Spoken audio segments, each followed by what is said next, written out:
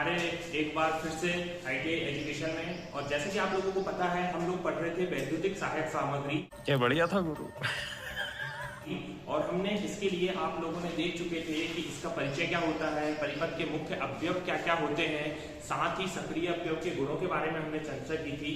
सहायक सामग्री के बारे में भी हमने आप लोगों को बताया था। आज हम आप लोगों को बताएंगे नियंत्रण सहायक सामग्री, अर्थात वे सामग्री जिनका उपयोग हम हमारे विद्युत परिपथ को नियंत्रित करने के लिए करते हैं, उन्हें हम नियंत्रण सहायक सामग्री कहते हैं। तो चलिए शुरू करते हैं वीडियो को जल्दी से। तो हमने देखा है नियंत्रक सहायक सामग्री क्या कहलाती है। तो हम बात करते हैं सबसे पहले इसकी परिभाषा की। तो सबसे पहले परिभाषा की अगर हम बात करें तो वे सामग्रियां जो किसी विद्युत बिंदु को नियंत्रित करने के लिए इस्तेमाल होती है, नियंत्रक सहायक सामग्रियां कहलाती है। नियंत्रक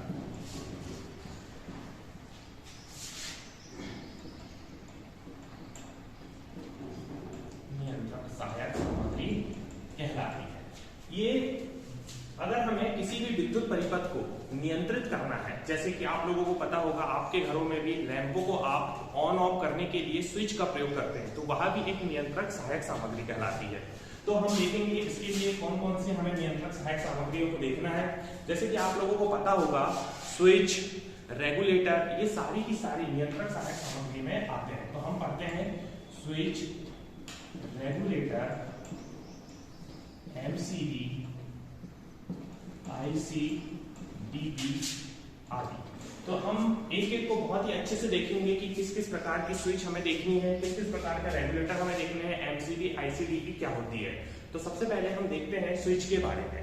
तो स्विच क्या होती है, तो सबसे पहले मैं आप लोगों को बता दूं, स्विच एक इस प्रकार की सहायक सामग्री होती है विद्युत परिपथ में, जो कि हमारे फैन, कूलर, लैंप आदि को ऑन या ऑफ करने के लिए कार्य दी जाती है। स्विच भी मुख्यतः बहुत प्रकार की होती है, तो हम एक एक करके पूरी स्विचों को देखेंगे। सबसे पहले मैं बात करता हूं एक पोल एक टर्मिनल स्विच की।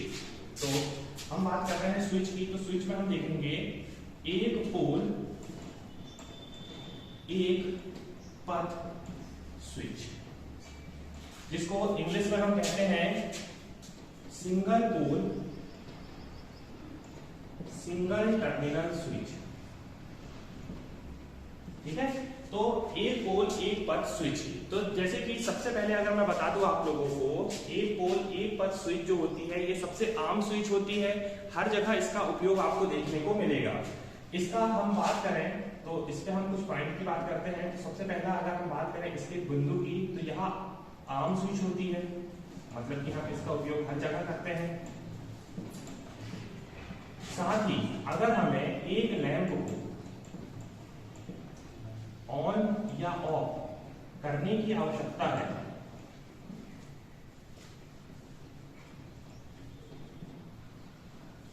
तब हम एक पोल एक पथ स्विच का उपयोग करेंगे। तो जैसे कि आप लोगों को मैं बता दूं, इसका अगर हम डायग्राम की बात करें तो इसका जो सिंबल होता है वो कुछ इस प्रकार का होता है। ठीक है, इसको हम बोलते हैं single pole single terminal switch. अब ये कहाँ यूज होती है, जैसे कि मैंने आप लोगों को बताया एक लैंप को ऑन या ऑफ करने में हम इस स्विच का उपयोग करते हैं। एक पोल एक पथ स्विच सबसे आम स्विच है ये। जैसे कि मैं इसके लिए आपको एक परिपथ बना के दिखा देता हूँ कि इस स्विच से हम कैसे एक लैंप को ऑन या ऑफ करेंगे। तो सबसे पहले हमारे पास, जैसे कि मैंने इससे पहले की क्लास में आप लोगों को बताया था कि हमें सबसे पहले किसी भी परिपथ बनाने के लिए स्रोत की आवश्यकता होती है, फिर सुरक्षा युक्ति के रूप में हम फ्यूज का यूज करते हैं, और नियंत्रण युक्ति में हमने देखिए आपके सामने है, हमने किसका उपयोग किए, एक single pole single terminal switch का। तो ये जो स्विच है आपकी, ये इस लैंप को ऑन या ऑफ करने के लिए यूज की जाएगी। तो हमने पहले नंबर की जो स्विच देखी वो कौन सी थी, एक पोल एक पथ स्विच। इस स्विच की अगर हम खास बात करें तो ये आम स्विच होती है, अर्थात इसका हम रेगुलरली सब लोग इसका साधारणतः उपयोग करते हैं।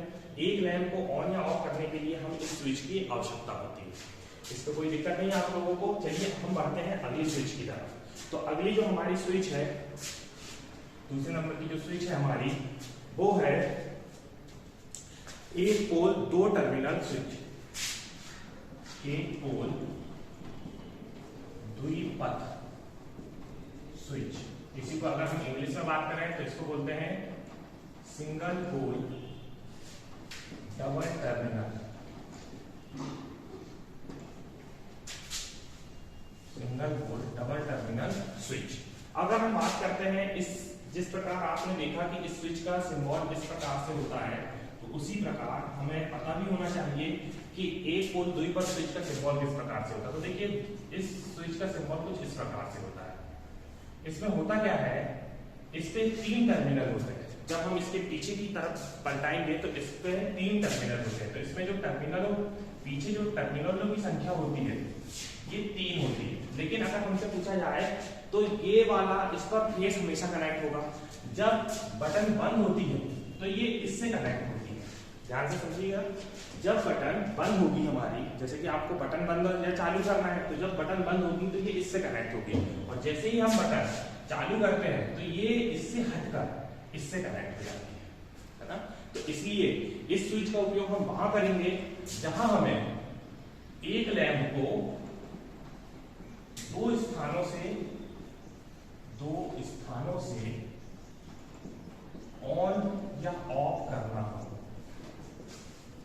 तो आप लोग जानते हैं एक लैंपों को 2 स्थानों से ऑन या ऑफ करना है तो कौन सी वायरिंग में यूज करेंगे हम इसको बोलते हैं स्टेयर केज वायरिंग, या इसी को हम दूसरा नाम से जानते हैं जिसे हम क्या कहते हैं सीढ़ी की वायरिंग या जीने की वायरिंग। तो जीने की वायरिंग में हम किसका यूज करेंगे, हमारी एक पोल द्विपद स्विच का।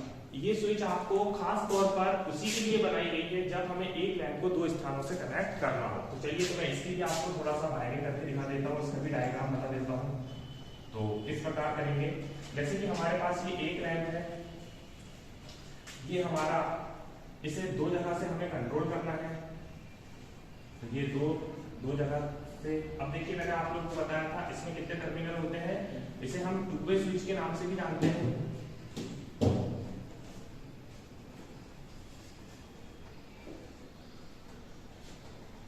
तो सबसे पहले हम क्या करेंगे, इसको देंगे हम फेस। ये हमारे लैंप के 2 टर्मिनल है ना। फेस हम डायरेक्ट ना देकर इस पे एक सुरक्षा युक्ति लगाएंगे जिसे हम क्या नाम देते हैं फ्यूज। तो ये देखिए ये फ्यूज लगा हुआ है, ये गया। इसके बाद ऊपर वाला टर्मिनल ऊपर से, नीचे वाला टर्मिनल नीचे से, और ये फेस हमारे लैंप को मिल जाएगा, और इसे हम दे देंगे न्यूट्रल। और इस प्रकार हमारा एक बल्ब को 2 स्थानों से कंट्रोल करने वाली स्विच का भी निर्माण हो गया। तो हम देख रहे हैं कि नियंत्रक सहायक सामग्री, हम थोड़ा सा कोई रिवीजन करते हैं। नियंत्रक सहायक सामग्री में वह सामग्री जो किसी विद्युत बिंदु को नियंत्रित करने के लिए इस्तेमाल की जाती है, नियंत्रक सहायक सामग्री कहलाती है, जैसे स्विच, रेगुलेटर, एमसीबी, आईसीडीपी आदि। अब हमने स्विच की बात करें तो स्विच में हमने सबसे पहले जो स्विच देखी उसका नाम है एक पोल एक पथ स्विच। इसके बाद हमने बात की, इसे हम इंग्लिश में single pole single terminal switch कहते हैं। यहाँ ऑन स्विच होती है, एक लैंप को ऑन या ऑफ करने के लिए आवश्यकता होती है। इसके सिंबल की बात करें तो हमने देखिए इसका सिंबल कुछ इस प्रकार से बनाया है। और अगर आपको हम बात करें इसके सर्किट डायग्राम की, तो इसका सर्किट डायग्राम कुछ इस प्रकार से बना था। सर्किट डायग्राम के लिए हमने एक स्रोत लिए थे, स्रोत में एक फ्यूज लगाया था, एक single pole single terminal switch लगी थी, और ये लैंप लगा था। इस लैंप को हमें एक बार में ऑन या ऑफ कर सकते थे। इसके बाद जो दूसरी स्विच हमने देखी वो थी एक पोल द्विपद स्विच, जिसे single pole double terminal switch कहे हमने। अगर हम बात करें कि इसके पीछे की तरफ कितने टर्मिनल देखने को मिलेंगे, तो 3 टर्मिनल आपको देखने को मिलेंगे। इसके अलावा इसका सिंबल की बात करें तो इसका सिंबल कुछ इस प्रकार से होता है। इसमें जब स्विच बंद की अवस्था में होती है तो ये ऊपर वाले से कनेक्ट होती है, और जैसे ही हम चालू करते हैं तो ये नीचे वाले से कनेक्ट हो जाती है। इसका उपयोग कहाँ किया जाता है, एक लैंप को 2 स्थानों से ऑन या ऑफ करने के लिए किया जाता है। अर्थात स्टेयरकेस वायरिंग, सीढ़ी की वायरिंग या जीने की वायरिंग में हम एक पोल द्विपद स्विच, और इसी को हम एक और नाम से जानते हैं जिसे हम क्या कहते हैं टू वे स्विच। इसका डायग्राम मैंने आप लोगों को बता दिया, तो ये जीने की वायरिंग का डायग्राम है। हाँ, एक और डायग्राम इसमें बन सकता है, लेकिन वो डायग्राम सही नहीं होता, क्योंकि हमेशा फेज जो होता है वो हमेशा याद रखना है आपको स्विच पे ही दिया जाना चाहिए, और न्यूट्रल कभी भी स्विच पर नहीं मिलेगा। इसके कारण जो एक और हम इसका डायग्राम बना सकते थे जो कि लीगल नहीं होगा, किस रूल के हिसाब से, भारतीय विद्युत अधिनियम 1956 के हिसाब से। तो चलिए देखते हैं हम अगली स्विच को। चलिए तीसरी स्विच के बारे में जब हम देख रहे हैं तो तीसरी जो हमारी स्विच होगी वो होगी इंटरमीडिएट स्विच। इंटरमीडिएट स्विच होती क्या है? बेसिकली यह स्विच में 4 टर्मिनल होते हैं, 4 टर्मिनल होते हैं जो या तो क्षैतिज होते हैं या क्रॉस होते हैं। इस पे इंटरमीडिएट स्विच की हम बात कर रहे हैं। इंटरमीडिएट स्विच में 4 टर्मिनल आपको देखने को मिलेंगे जो कि क्षैतिज होंगे या तो क्रॉस के रूप में होंगे। इस प्रकार होंगे, देखते हैं। जैसे कि ये 4 टर्मिनल होंगे, जब हमारी बटन बंद होगी तो ये टर्मिनल इन दोनों से मिले हुए होंगे, ठीक है। जब हमारी बटन बंद होगी तो ये टर्मिनल इन दोनों से मिले होंगे, पर हाँ ये आपस में कनेक्ट होते हैं। और जैसे ही हम बटन को चालू करते हैं तो ये जो टर्मिनल है ये क्रॉस के रूप में चालू हो जाते हैं। तो इस प्रकार इसका उपयोग हम वहां करेंगे जहां हमें एक लैंप को 3 जगह से स्टार्ट करना हो या एक लैंप को 3 जगह से चालू करना हो, तब हम यहां पर इंटरमीडिएट स्विच का प्रयोग करेंगे। तो चलिए इस पर भी लिख देते हैं। इस स्विच का प्रयोग एक लैंप को 3 स्थानों से ऑन ऑफ करने के लिए किया जाता है, ठीक है। अब कहां देखोगे आप ये? तो आप लोग देखना जहां बहुमंजिला इमारत होती है, बहुमंजिला इमारतों में, गोदामों में इस प्रकार की स्विच का हम यूज करते हैं। स्विच का उपयोग किया जाता है, ठीक है। तो हमने अभी देखा था, हमने 3 प्रकार की स्विच अभी देख ली। सबसे पहले हमने देखी थी single pole single terminal switch, यदि हमें एक लैंप को एक ही बटन से ऑन या ऑफ करना हो। दूसरा हमने देखा था single pole double terminal switch, अर्थात एक लैंप को 2 जगह विभिन्न स्थानों से हम कनेक्ट कर रहे थे।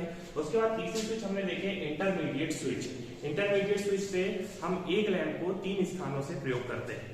आजकल यह स्विच आना मार्केट में थोड़ा सा कम हो गई है। और हाँ, हम अगर बात करें तो 2 टू-वे स्विच की मदद से इस स्विच का निर्माण कर सकते हैं। इस स्विच का निर्माण किया जा सकता है, ठीक है। तो इंटरमीडिएट स्विच के लिए इतना काफी है। अब हम जो अगली स्विच हम देखेंगे, तो जो हमारे पास अगली स्विच होगी वो होगी पुश बटन।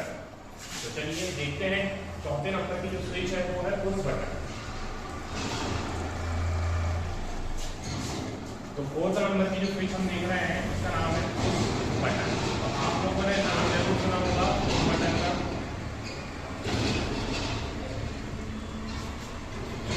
यदि हम पुश बटन का उपयोग ऐसी जगह करते हैं जहां हमें कुछ समय के लिए हमारे परिपथ को ऑन करना हो। तो याद रखिएगा, टेम्परेरी विद्युत सर्किट को, विद्युत परिपथ को ऑन करने के लिए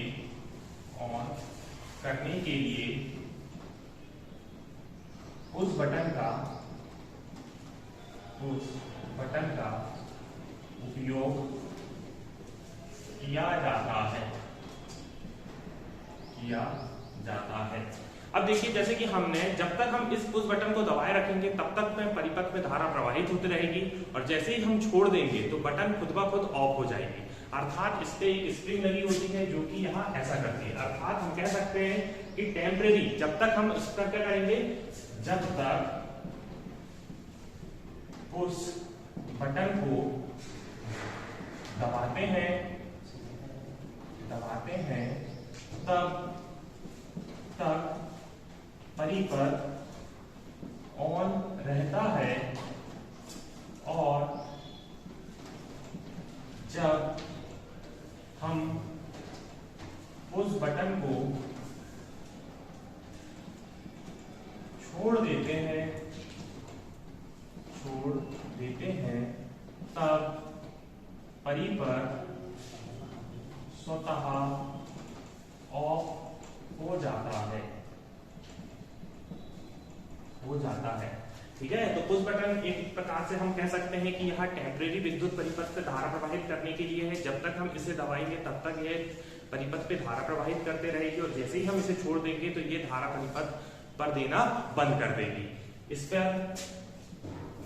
पर स्प्रिंग लगी होती है जो स्वतः ही इसे क्या कर देती है, जैसे ही हम इसे छोड़ते हैं तो ये स्वतः ही ऑफ कंडीशन में हो जाती है। इसका उपयोग हम देखेंगे कहां,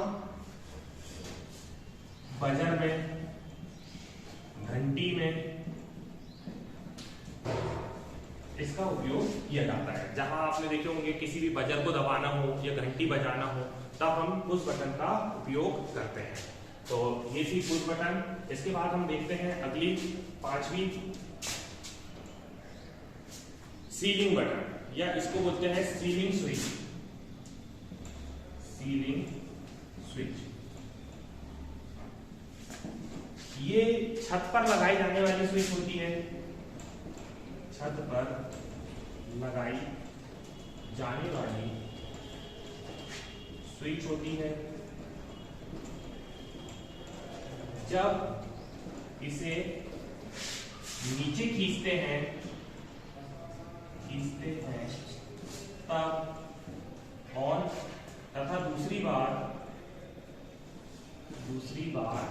में ऑफ कर देती है। ठीक है, तो ये जो सीलिंग स्विच होती है ये छत पर लगी हुई होती है। ये आपने देखे होंगे नाइट लैंपों में या छत में लगे पंखों में, जब आप एक बार खींचते हो तो पंखा चालू हो जाता है, दूसरी बार खींचते हो तो पंखा बंद हो जाता है। तो इसका उपयोग हम कहाँ करते हैं, फैन में करते हैं, छत के पंखे में करते हैं, लाइटों में करते हैं, नाइट लाइटों में करते हैं, डेकोरेशन के लाइटों में करते हैं, इसका उपयोग होता है। ठीक है, तो ये थी हमारी स्विच, जो कि हमने 5 प्रकार की स्विच देखे हैं। पहली स्विच हमने देखे थे single pole single terminal switch, दूसरी हमने देखे single pole double terminal switch, तीसरी हमने देखे इंटरमीडिएट स्विच, चौथी हमने देखे पुश बटन और पांचवी हमने देखे सीलिंग स्विच। तो इस प्रकार की 5 प्रकार की हमने स्विच देख ली है। अब इसके बाद हम देखेंगे आईसीडीपी को। तो चलिए देखते हैं आईसीडीपी को।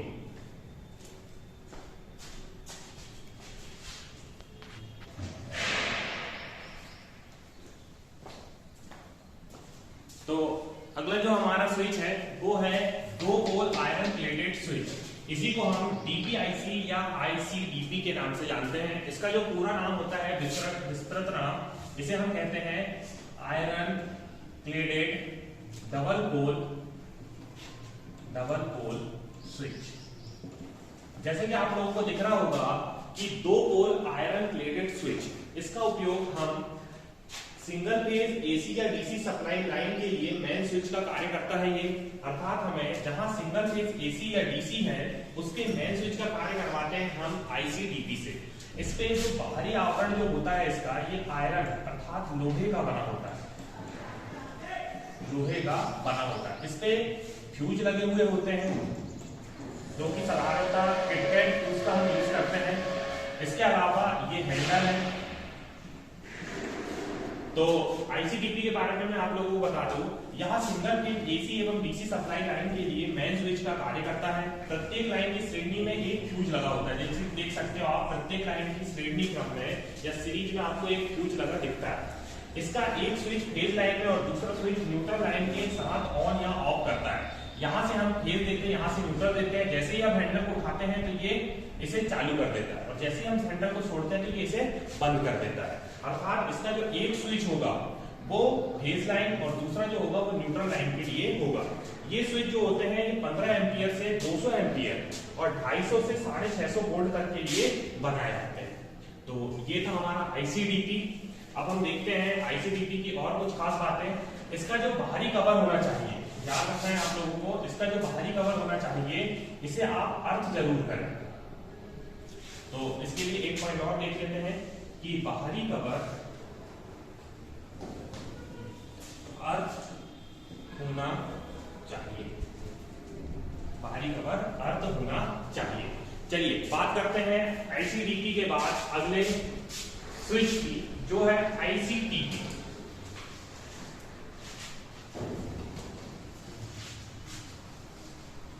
आईसीडीपी के लिए एक बात और बता दूं मैं, इसका प्रयोग मेन लाइन, हमारे घरों में जो मेन लाइन आती है, मेन लाइन में मीटर के बाद किया जाता है, मीटर के बाद या पश्चात किया जाता है। ठीक है, तो याद रखिएगा आईसीडीपी जो होती है हमारी iron plated double pole switch, यहाँ सिंगल फेज एसी या डीसी सप्लाई लाइन के लिए मेन स्विच का कार्य करती है। प्रत्येक लाइन में श्रेणी क्रम में एक फ्यूज लगा होता है। इसका एक स्विच फेज लाइन से और दूसरा स्विच न्यूट्रल से कनेक्ट होता है। ये स्विच 15 एम्पियर से 200 एम्पियर तक और 250 वोल्ट से 650 वोल्ट तक बनाते हैं। बाहरी कवर इसका लोहे का होता है, इस कारण हमें इसे अर्थ करना जरूरी होता है और इसका प्रयोग हम मेन लाइन के में मीटर के बाद या उसके पश्चात करते हैं। अगर हम बात करें अगले स्विच की, तो अगला जो हमारा स्विच है वो है आईसीटीपी या टीपीआईसी। अगर हम इसके फुल फॉर्म की बात करें तो इसका फुल फॉर्म होता है iron plated triple pole switch, triple pole switch. अगर मैं आपको iron plated triple pole switch का डायग्राम बताऊं तो ये भी दिखने में पूरा डीपी के जैसे होता है, लेकिन बस इसका उपयोग हम 3 फेज सप्लाई के लिए करते हैं। इसमें 3 किटकैट फ्यूज लगे होते हैं, जैसे कि मैं डायग्राम में आपके सामने बना रहा हूं। तो ये 3 इसमें फ्यूज लगे होते हैं।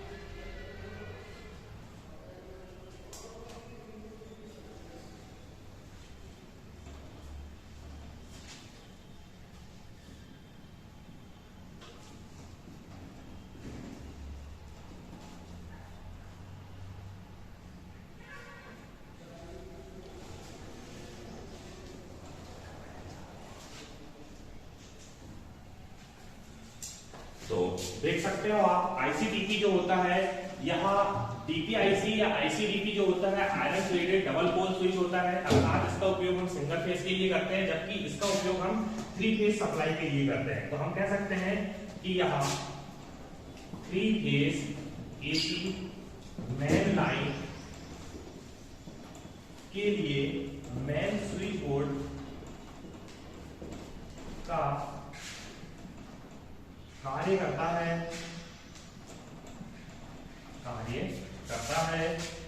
प्रत्येक फेज 3 होते हैं R बाय B, प्रत्येक फेज में श्रेणी क्रम में एक फ्यूज लगा होता है। इसके अगर हम बात करें तो ये स्विच 32 एम्पियर से 300 एम्पियर तक व 440 वोल्ट से 800 वोल्ट तक बनाए जाते हैं। इसमें डबल अर्थिंग की जाती है।